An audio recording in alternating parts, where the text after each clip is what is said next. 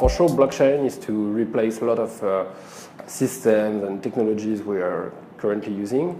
But there's also like kind of overhype at the moment. Especially it's a very, very recent technology. And in the same way that it took like 30 years for emails or internet to become mainstream, with blockchain it's going to be probably faster, but still we are at the very beginning, at the very early stage of the technology. So we see some extremely interesting experiences, especially mostly from Europe or the US. Sometimes coming from financial institutions, sometimes coming from other startups. The thing is, more specifically about Asia, I think there's kind of a delay, like Asian financial institutions are a bit late to come on the technology, and at the same time they're super bullish. While if you look at other, for instance, other banks, like a bank like BNP Paribas, they started exploring blockchain in 2011. And they're about to release their first product that won't even be customer-oriented 6 years later. Cryptocurrency was the first application built on the blockchain, and so far the only one that has a more or less mainstream deployment, the only one working. We see a lot of positive developments. First of all, wider acceptance of Bitcoin and other digital currencies. Also wider understanding from regulators, which is good in terms of legitimizing the business, the industry. We also see more and more different types of assets being digitalized on the blockchain. Like currently, we have the 4 major types of assets. So we started with digital currencies, but now we also have kind of digital stocks, digital bonds, and digital commodities. Like you can trade gold on the blockchain. Currently, what we see also is a limitation in terms of technology. Basically, it's more or less victim of its success. Like the amounts of transaction you can send per second is becoming too big compared to the current capacity of the technology. But even on that aspect, we're seeing very interesting developments that will be released probably by the end of the year. Basically, the main one being what we call payment channel or Lightning Network for Bitcoin.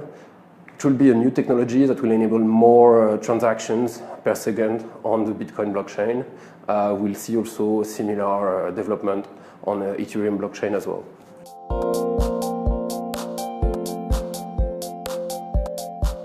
If you were asking me about the Google bubble, like Google stock price is super high, but is it a bubble? No, it's because there is a huge demand, because there is a huge potential.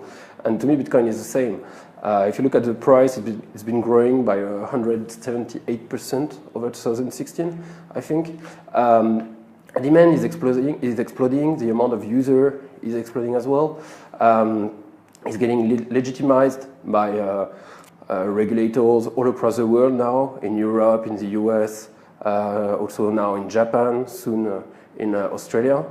So it's becoming a standard, not a standard, but maybe not standard, but at least a rival refuge asset compared to gold. If you look at the volumes traded daily on Bitcoin, they are comparable to the ones traded on gold.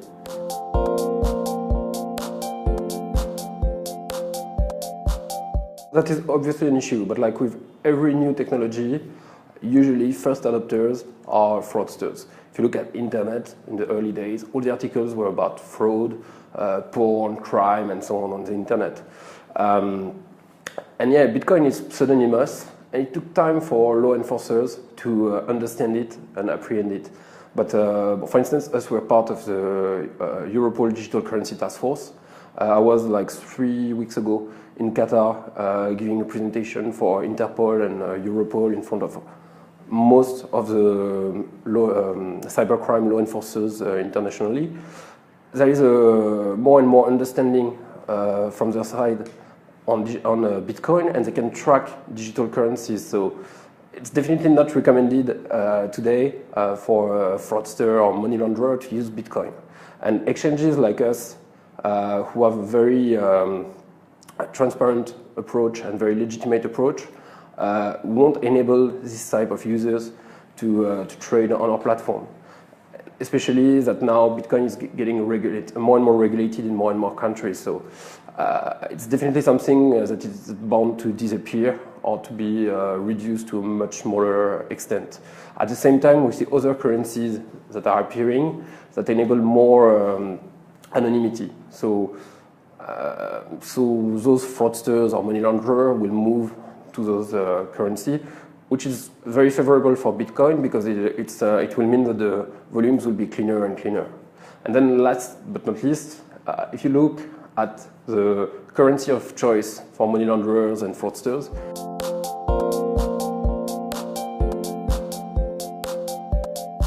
first of all, regulation is important because we'll legitimize and also make the user feel safer about it. Then what we miss currently is a kind of killer app. I mean, everybody is using internet. Everybody is using I don't know, like VoIP or other technologies like this. Nobody understands it. What we need is an app that will get rid of all the technical aspects and just be super user-friendly and will make payments and transfers easier than with regular processes. But in the same way, if you ask people, like 99% of people, they don't understand anything about monetary policies. It's crazy the amount of people that think that banknotes are still backed by gold.